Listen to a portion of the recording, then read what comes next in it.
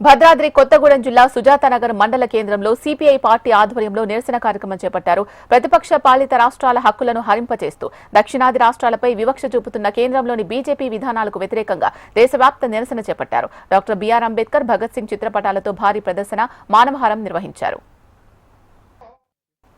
భారతీయులను ఒక్కతాటిపైకి తెచ్చిన రాజ్యాంగ స్ఫూర్తికి విఘాతం కలిగిస్తూ బీజేపీ ప్రభుత్వం పాలన సాగిస్తోందని సిపిఐ జిల్లా కార్యదర్శి సాబియార్ పాషా విమర్శించారు. పార్లమెంట్లో ఇష్టారాజ్యంగా వ్యవహరిస్తున్న కేంద్ర సర్కార్పై ప్రజలు తిరగబడితేనే ప్రజాస్వామ్యం రక్షించబడుతుంది అన్నారు. దేశంలో స్వేచ్ఛ, ప్రజాస్వామ్యం ప్రమాదంలో పడ్డాయని, ప్రశ్నించిన వారిని నిర్బంధాలకు గురిచేస్తున్నారని ఆరోపించారు.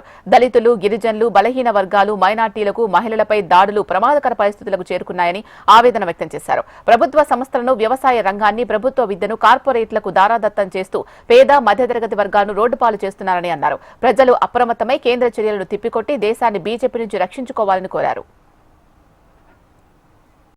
కేవలం మతాల మధ్య చిచ్చు పెట్టేటటువంటి ఇటువంటి బిల్లుని నిర్బంధంగా మనం వ్యతిరేకించాం.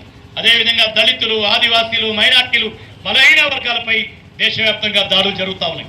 ఆ దాడులను అరికట్టాలని ఇలా సిబిఐ, ఈడీ ఈ రెండు సంస్థలు స్వతంత్రమైన సంస్థలు.